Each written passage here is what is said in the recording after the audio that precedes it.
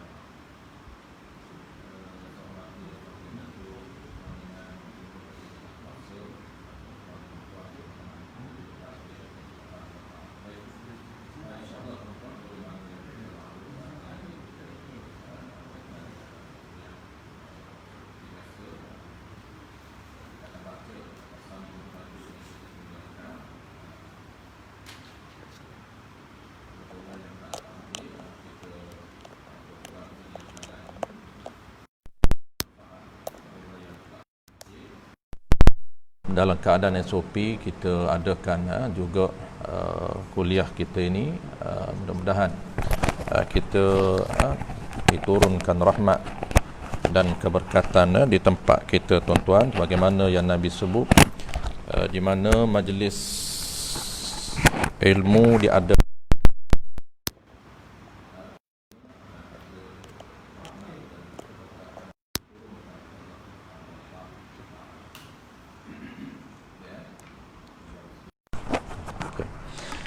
kita dalam silibus kita ataupun modul kita masih berada pada modul yang pertama, iaitu bersuci. Itu modul yang paling asas di dalam kitab fiqh.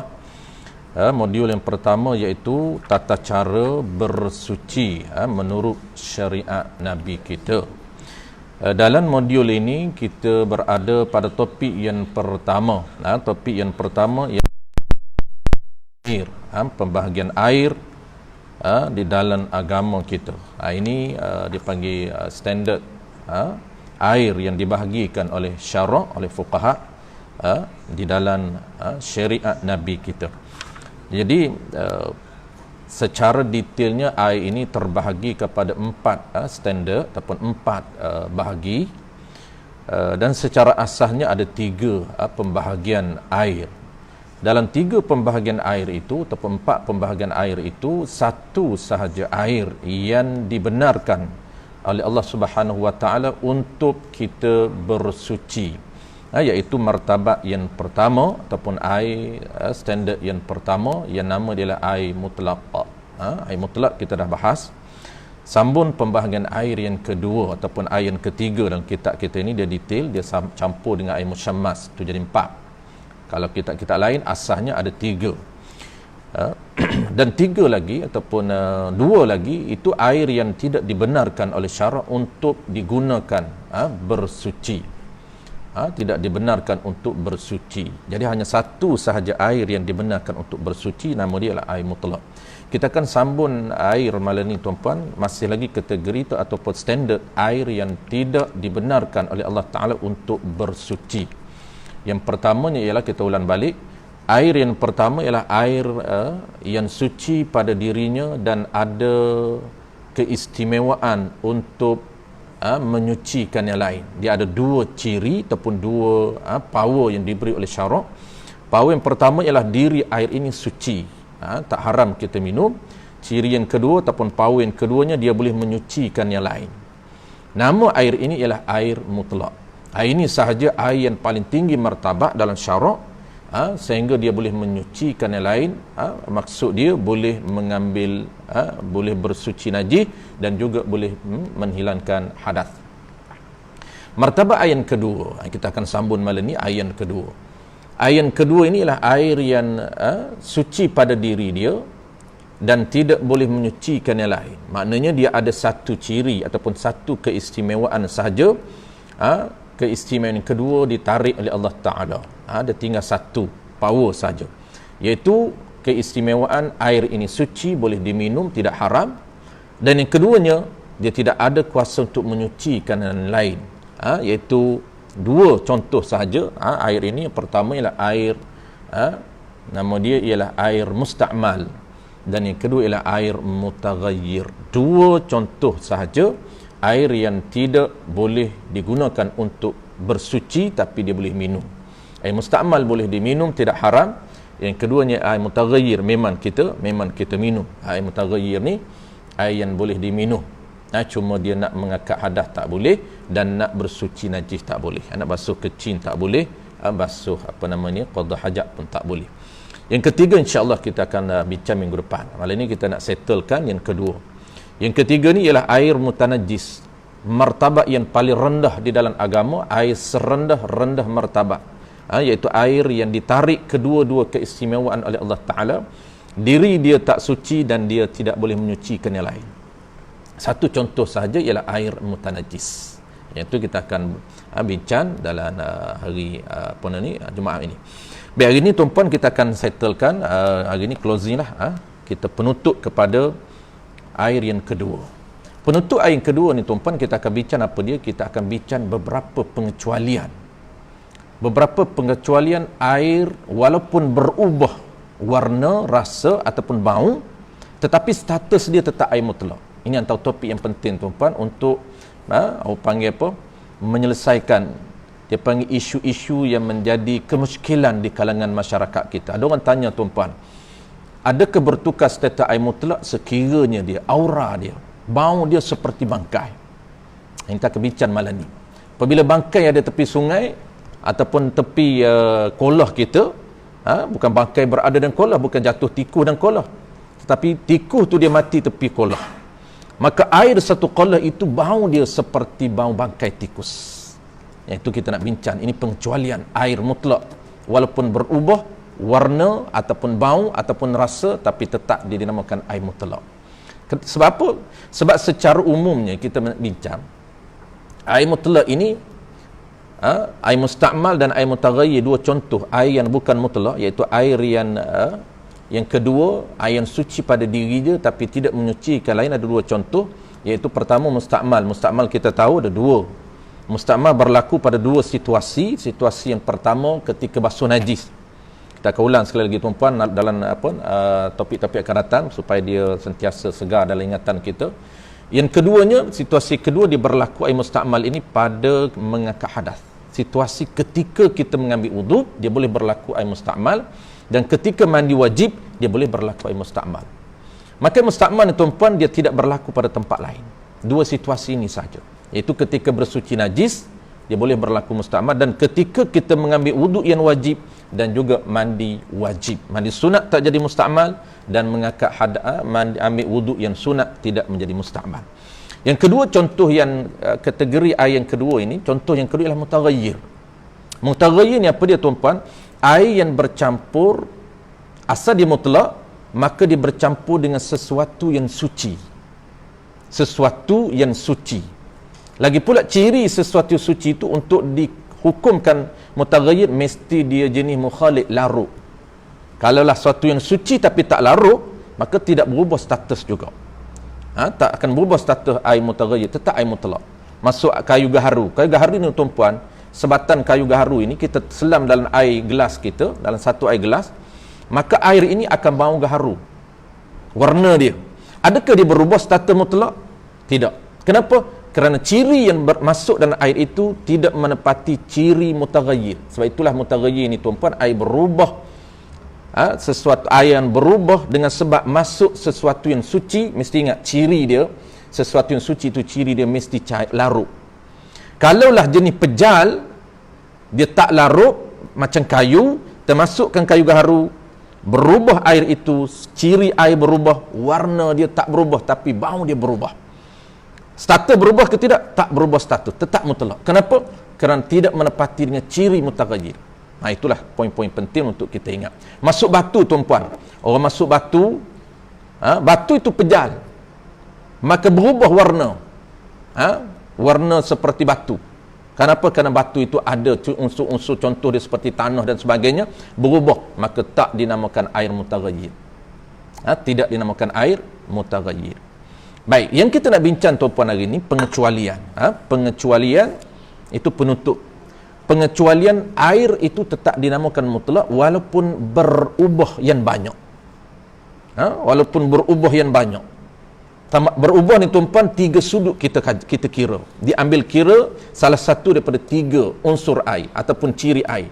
Kerana sifat air ada 3 saja, warna air, bau air, rasa air. Ini dipanggil sifat air. Dia bukan disyaratkan ketiga-tiga berubah, syarat satu daripada 3. Kalau warna berubah, rasa tak berubah, bau tak berubah, tetap dihukumkan air itu bertukar status, dinamakan air mutaghayyir. Tetapi kita nak bincang, ada juga situasi yang tidak merubah air. Yang ni dia panggil pengecualian yang khusus yang mesti kita ingat. Ada 4 yang saya akan sebut. Sebelum tu kita akan baca dulu. Ada 4 pengecualian kita akan sebut di penutup nanti. Sebelum tu kita akan baca dulu. Qala al-musannif rahimahullahu ta'ala.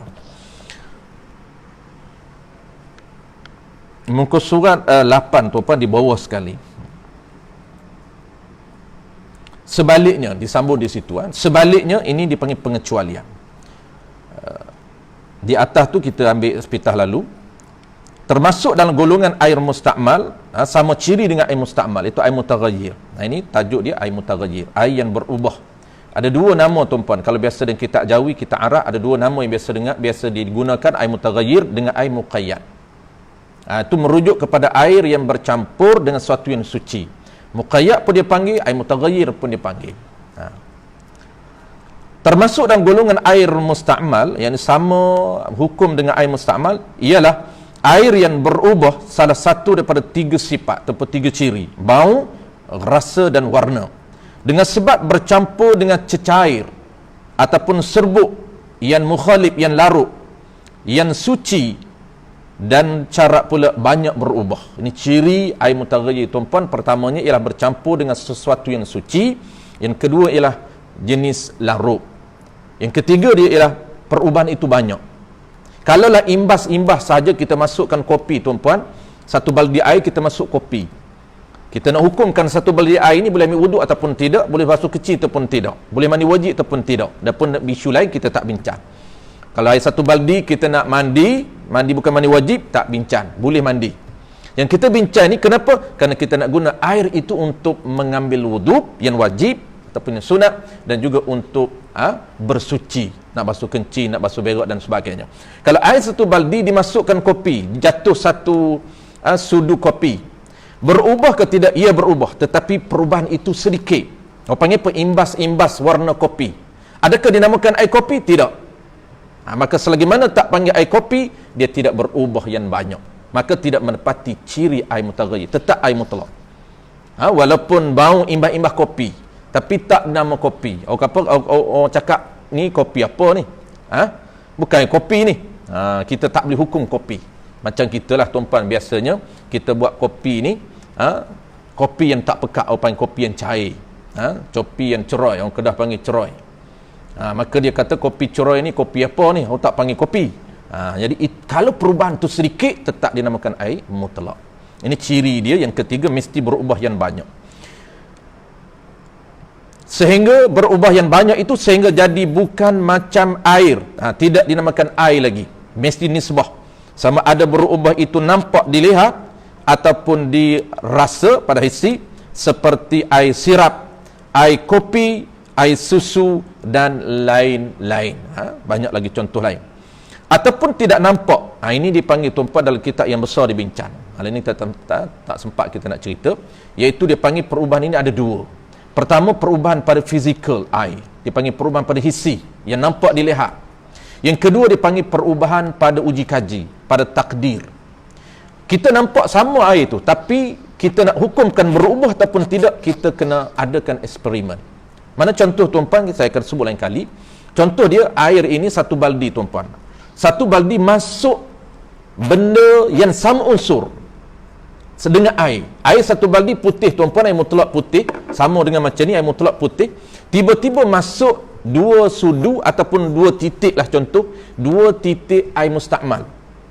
Air mustakmal kan sama unsur.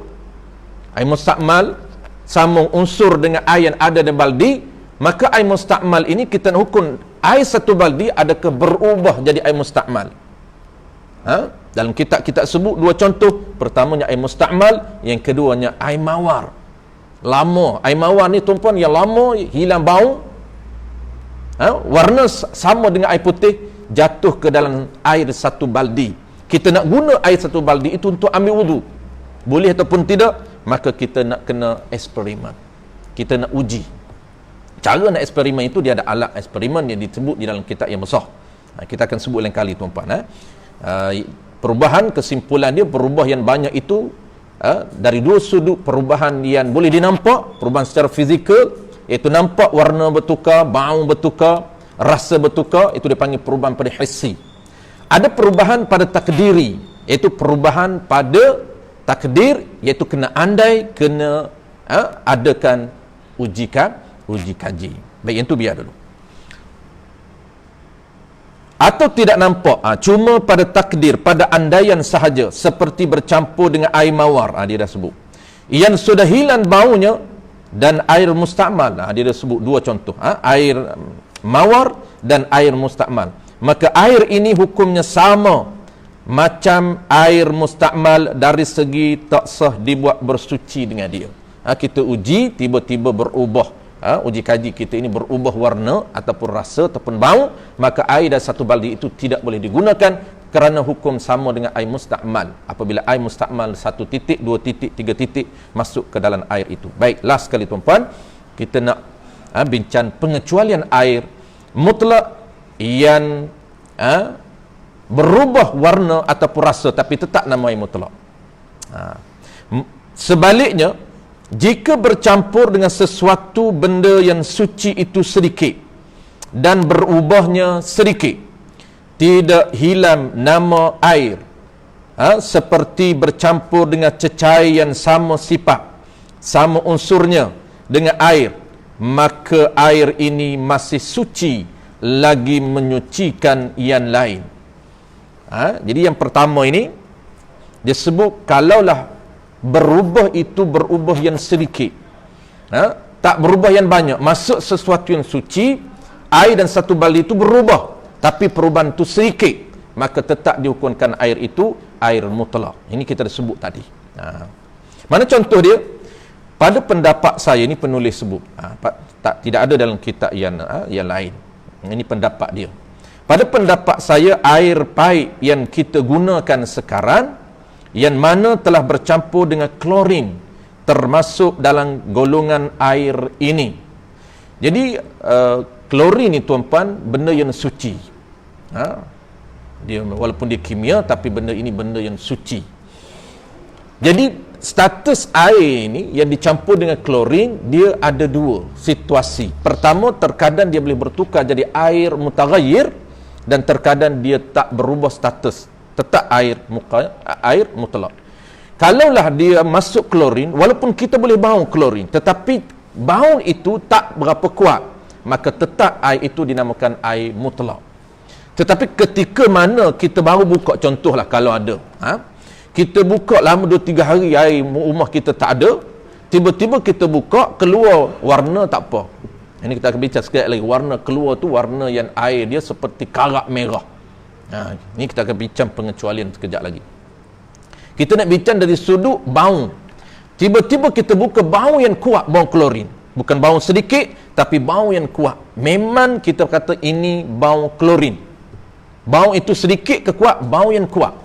Ketika bau yang kuat itu tidak boleh digunakan untuk mengambil wuduk. Kenapa? Kerana statusnya air muqayyad ataupun mutaghayyir. Tunggu beberapa minit. Tunggu seminit, 2 minit, kita try, dah kurang bau klorin. Bau tetap ada, tetapi tak kuat. Inilah dia kata pendapat dia, air paip yang kita gunakan sekarang telah bercampur dengan klorin, termasuk dalam golongan ini. Golongan apa? Kalaulah di golongan air mutaghayyir. Kalaulah klorin tu kuat, maka berubah air jadi air mutaghayyir. Kalau tak kuat klorin itu, tetap tidak merubahkan status air, tetap nama air mutlak. Kenapa tetap nama air mutlak? Al-illah penting tuan-puan, termasuk dalam kaedah dalam mazhab kita, antara kaedah yang dipegang dalam mazhab al-Imam Syafi'i, setiap hukum syarak ini dia ada sebab. Ada yang ta'budi dan ada yang ada sebab. Dia panggil al-hukmu yaduru 'alal 'illati wujudan wa adaman. Setiap hukum syarak ini sah ataupun batal, ataupun nak hukumkan air ini muqayyad, kenapa? Dia panggil kenapa, sebab. Setiap hukum syarak ini dia berkisar kepada sebab. Wujudan wa adaman, ada hukum dan tidak ada hukum. Ada sebab, ada hukum, hilang sebab, hilang hukum. Baik, kenapa? Kalaulah dia klorin itu kuat, maka dihukumkan mutaghayyir kerana menepati dengan syarat air mutaghayyir. Apa dia syarat dia? Syarat air mutaghayyir yang detailnya kita sebut 3 tadi. Pertamanya, masuk sesuatu yang suci. Yang keduanya, sesuatu yang suci itu disyaratkan dia larut. Dan yang ketiganya, perubahan yang banyak. Ada 3 syarat ini, maka dihukumkan mutaghayyir. Tak cukup 3 syarat, 2 syarat saja masuk benda suci, lagi pula benda suci itu larut. Klorin benda suci dan klorin ini larut. Yang ketiga, dia tak dapat syarat perubahan yang tak banyak, maka tak dihukumkan mutaghayyir. Itu cara untuk menghukumkan teori, menghukumkan situasi fiqh. Dia kebanyakan majoriti hukum fiqh ini berkisar kepada sebab. Dan nak tahu sebab itu mesti kita relatekan dengan situasi. Apabila hilang syarat, apabila tak dapat syarat, maka tidak ada masyru' ataupun tidak ada hukum. Masyru' itu dipanggil benda yang disyaratkan ataupun hukum. Baik, itu satu. Yang kedua, demikian juga bercampur dengan benda yang mujawir, tetap dinamakan air mutlak. Demikian juga yang suci lagi menyucikan, tak berubah air menjadi mutaghayyir, tak berubah, tetap nama air mutlak. Yang kita sebut awal tadi, iaitu kita nak sebut malam ni ada 4 benda. Situasi air yang berubah tapi tetap hukum mutlak. Biasanya kalau berubah, kita akan terus hukumkan mutaghayyir. Tidak. Ada beberapa situasi, walaupun berubah warna, walaupun berubah rasa, walaupun berubah bau, tetap dihukumkan mutlak. Berubah itu banyak. Contoh pertama kita tak ambil kira. Kerana contoh pertama dia nak cerita tetap air mutlak kerana berubah yang sedikit. Ini contoh yang kedua. Contoh yang kedua ni yang dia ambil kira pengecualian. Berubah yang banyak, tetap hukum air mutlak. Syarat pertama, masuk sesuatu yang suci. Yang kedua, larut. Yang ketiga, berubah yang banyak. Biasanya dapat 3 syarat, kita hukumkan air mutaghayyir. Tetapi ada pengecualian, walaupun syarat itu menepati dengan mutaghayyir, tetap dihukumkan mutlak. Mana dia? Ini yang pertama. Saya akan buat rumusan balik 4 situasi. Demikian juga ini sama konsep juga dengan air yang suci lagi menyucikan. Mana dia? Air yang bercampur dengan sesuatu benda suci yang beku, ataupun dia panggil mujawir. Mujawir ni yang terasin, yang tidak larut, seperti gaharu dan minyak makan dan sebagainya, yang tidak larut dalam air. Kesimpulan contoh yang kedua tuan-puan, iaitu bercampur dengan sesuatu yang suci tetapi dia tidak larut. Air tidak larut dalam air. Mana dia? Dia kata benda suci yang beku, yang pejal ataupun terasin, mujawir, dia tak larut. Mana terasin, dia tak larut. Kayu ini tuan-puan masuk dalam air, tetap dia terasin dengan air, dia tidak larut dalam air. Itu dia panggil mujawir. Mana contoh? Seperti gaharu dan minyak dan sebagainya. Itu dua contoh. Kayu gaharu dan juga minyak. Baik, settle. Yang ketiga, last kali contoh dia. Seperti itu juga air yang berubah sebab bercampur dengan sesuatu benda yang tak dapat dielakkan daripadanya. Yang ini benda yang sukar untuk kita elak. Ini dipanggil perubahan air yang dimaafkan, yang dikecualikan. Contoh yang kedua tadi, masuk kayu gaharu, walaupun berubah yang banyak bau seperti bau kayu gaharu sebiji, tetap dinamakan air mutlak. Kenapa? Kerana itu dimaafkan, kerana dia tak larut. Yang ketiga, contoh ketiga, seperti ini juga air yang berubah sebab bercampur dengan sesuatu benda yang tidak dapat dielakkan, sukar untuk kita elak. Mana contoh dia? Banyak contoh dia sebut di sini. Seperti tanah, seperti tanah. Yang kedua, lumut. Dan yang ketiga, tempat air bertakun. Dan yang kelima, tempat air mengalir. Ini situasi yang disebut 5 contoh perubahan air yang banyak. Dan juga berubah dengan sebab lama bertakum. Yang ini kenang. Ada 6 contoh disebut di sini, tuan-puan. Jadi ke-6 contoh ini dia termasuk dalam situasi perubahan air yang banyak dengan sebab sukar untuk kita elak. Mana contoh pertama? Contoh pertama dia dengan tanah. Jadi kita ni, tuan-puan, kalau kita telaga, ini isu telaga. Kita pahit ni tak adalah isu ni. Kalaulah kita telaga, kita ambil sumber air telaga kita, mata air itu dia keluar dia daripada sumber yang baunya cukup orang panggil merubah bau asal. Air mutlak asal dia tak bau. Tiba-tiba keluar air daripada perut bumi, kebetulan tanah itu bau dia seperti bangkai. Bau dia seperti bangkai. Keluar daripada tanah, ini dia panggil tempat yang sukar untuk kita elak. Bau dia seperti bangkai. Bau kalau dengan sebab akar lain, ini contoh dengan sebab tanah dulu. Dengan sebab akar kayu dia akan sebut lain. Akar jering, bau air seperti jering telaga kita. Telaga bawah pokok jering, air itu akar di bawah telaga kita, sumber-sumber air yang keluar daripada telaga kita itu ada akar di bawahnya, akar jerin, akar petai, akar-akar pokok-pokok kayu lain. Dia akan air itu bertukar menjadi seperti bau seperti pokok jerin, buah jerin ataupun buah petai. Itu sebab akar. Ini bukan sebab akar, tapi sebab tanah itu. Dengan sebab tanah, contoh tanah masam, tuan-tuan, dia akan keluar mata air daripada tanah itu, bau dia bau yang berubah. Tak kira bau apa pun, bau seperti bangkai, bau masan, bau hancin. Kenapa bau? Kerana sumber keluarnya mata air itu daripada tanah, dan tanah itu yang bau, maka dimaafkan.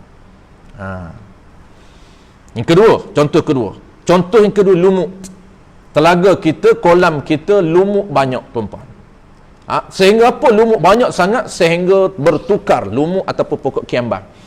Bertukar air itu, warna dia seperti lumut, bau dia seperti lumut. Maka adakah bertukar status air mutlak? Tidak, tetap dinamakan air mutlak. Kenapa? Kerana sukar untuk kita elak. Tempat kolam itu ada air, ada lumut, ataupun telaga kita itu ada lumut yang banyak. Yang ketiga contoh. Dan yang ketiganya lah, dan tempat ia bertakun. Sama juga. Kalau tempat bertakun tu ada pokok kiamban, tuan-puan, dulu. Kolam dulu ataupun telaga orang dulu, ada pokok kiamban. Bertukar warna ataupun bau pokok kiamban yang banyak, maka menyebabkan warna seperti hijau seperti pokok kiamban. Yang keempat, dan mengalir. Ini isu, tuan-tuan, buka paik, bau-bau paik tak ada air, tuan-puan, dia akan keluar warna seperti karat. Ini tempat alir air, tempat mengalir air.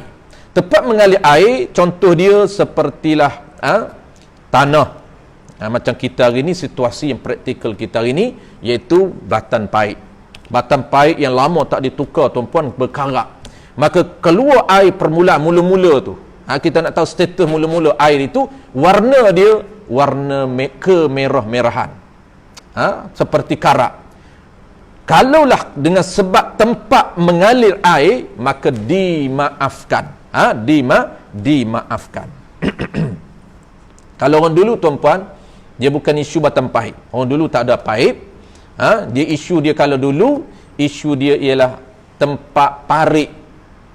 Dari parik ni, tuan-puan, parik sama ada air hujan daripada langit putih cantik, tiba-tiba turun darat, turun ke bumi dan mengalir dalam parik, dan kita tadah. maka apa air kita? Air kita bertukar macam jadi air tanah liat. Kenapa? Kerana tempat mengalirnya air berubah dengan sebab tempat mengalir air, maka tidak merubah status air, tetap air mutlak. Boleh minum, boleh ambil wuduk, boleh basuh kencing, boleh basuh najis. Dan contoh lain, dan juga berubah dengan sebab lama bertakum. Tadi tempat bertakum ni lama. Kenapa lama kenapa berubah? Kerana lama sangat, bertahun-tahun bertakumnya air sehingga berubah air itu, berubah warna. Contoh dia warna hitam. Kenapa? Kerana lama disimpan, bukan lagi jernih, tiba-tiba bertukar jadi hitam. Boleh ke tidak? Boleh. Kerana dengan sebab lamanya bertakun air itu dalam satu tempat, maka boleh digunakan. Baik, kesimpulan tuan-puan saya sebut secara ikut struktur ataupun susunan balik. Yang pertama, dia ada 4, kita bahagikan kepada 4. Dipanggil air yang berubah dengan sebab masuk sesuatu yang suci dan perubahan dia banyak, tetap dinamakan air mutlak. Ada 4 situasi. Yang pertama apa dia?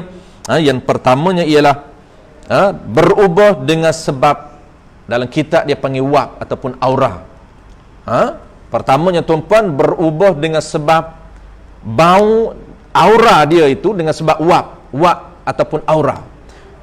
Yang saya sebut di awal tadi, kalaulah air di tepi kolah kita ini ada bangkai, maka dalam kolah ini semuanya bau dia bangkai. Adakah jatuh bangkai? Tidak.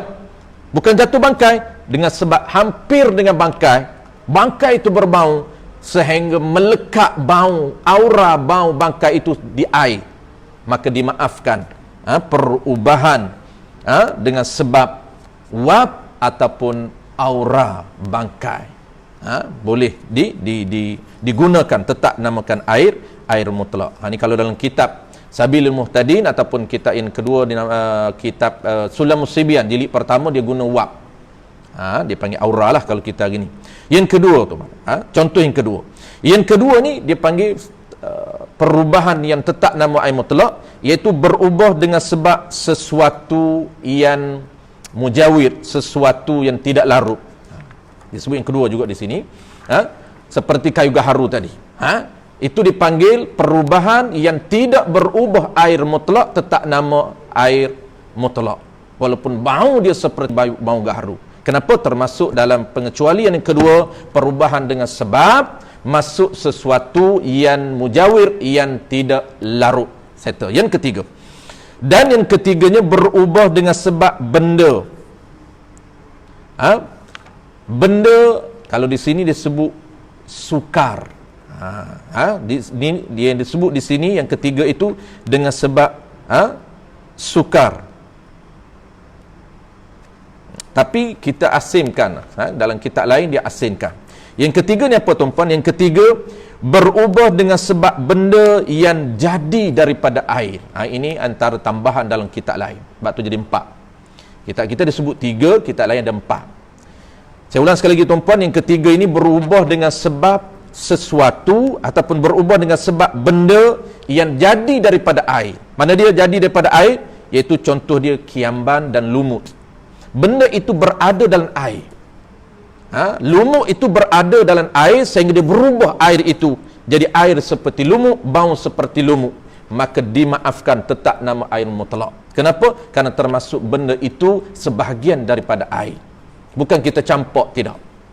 Dan last sekali, keempatnya ialah dalam kitab kita pun sama, iaitu berubah dengan sebab sesuatu yang sukar untuk kita elakkan. Mana contoh dia? Contoh dia banyak. Tempat lalu air, tempat lalunya air, tempat bertakumnya air, ataupun tanah, dan sebagainya. Ini tuan-puan jelas menjawab isu-isu kemuskilan di kalangan kita. Ada orang tanya dulu, dulu-dululah. Ada orang tanya, dia kata, kalaulah kita ambil air telaga tepi kubur, tuan-tuan, bau seperti bangkai, adakah boleh diminum? Jawab dia boleh. Kerana dia hampir dengan kubur, atas tu kubur, bawah ni je memang air seperti bangkai. Kenapa? Kerana atas tu semua bangkai, tanah bangkai. Cuma bangkai manusia ni tuan-puan, bangkai manusia dipanggil mayit. Mayit itu dia bunyi sedap tu sebab bahasa Arab. Kalau terjemuh balik ke bahasa kita orang Melayu, dia panggil bangkai manusia. Dalam bahasa Arab dipanggil mayit. Mayit. Orang Arab, orang kita pun tuan-tuan dia panggil mayat. M-A-Y-A-T. Dia ambil bahasa Arab. Mayat. Dia tak terjemuh bangkai manusia, tidak. Kalau bangkai binatang, orang Arab panggil maitah, beza sikit je. Kalau mayitun, itu bangkai manusia. Kalau maitatun, bangkai haiwan. Bangkai lembu mati, tak disembelih, kita panggil bangkai. Biawak mati, sembelih pun panggil bangkai. Semut mati, kecil pun kita panggil bangkai. Lalat mati, kecil pun kita panggil bangkai. Ni bangkai apa? Ni bangkai lalat. Maka dipanggil maitatun, maitah. Kalau manusia, mayit. Sama bangkai. Cuma beza sedikit, Arab panggil maitah, Arab panggil maitun. Mayitun, maitatun. Itu saja beza. Atas ni bangkai manusia, kita gali bawah telaga, bawah tuan-puan, dia akan bau bangkai manusia. Bau busuk. Bau seperti bangkai. Boleh ke tidak ambil air? Jawab dia boleh. Dulu kata tuan-puan perasan lah, dulu jadi isu air mineral, bukan ni, ini bukan air mineral, ini air minuman, air drinking water, air sub mineral. Sumber telaga dia, kalau tuan-puan perasan lah, tengok dia banyak syarikat air, tak ingat dah saya punya tu, dia ambil di di Taipei,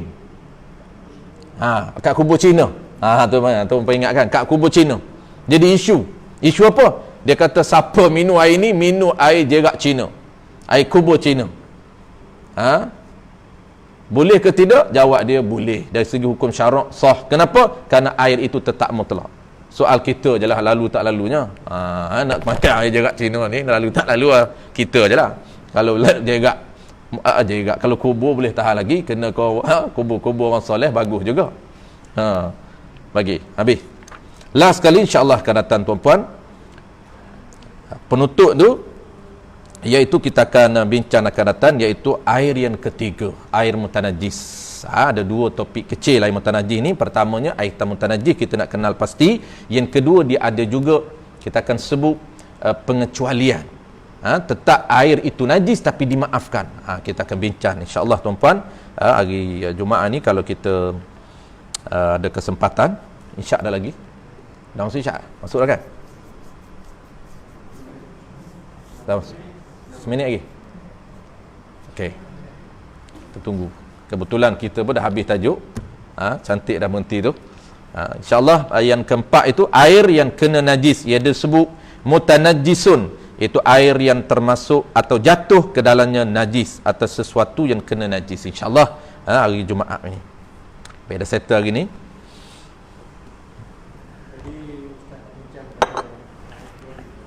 Klorin.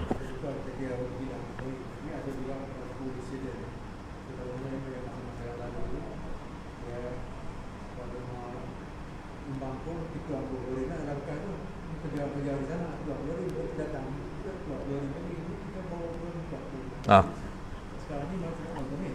Sistem sekarang ni automatik. Dia masuk dulu dia ikut makan katuan, tak ada masalah. Tapi yang dulu-dulu dia nak pakai tuang memang. Oh, pakai tuang. Jadi air itu akan bau dengan masalah. Jadi kita dalam keadaan yang dulu kita bersih. Di luar kawalan kita.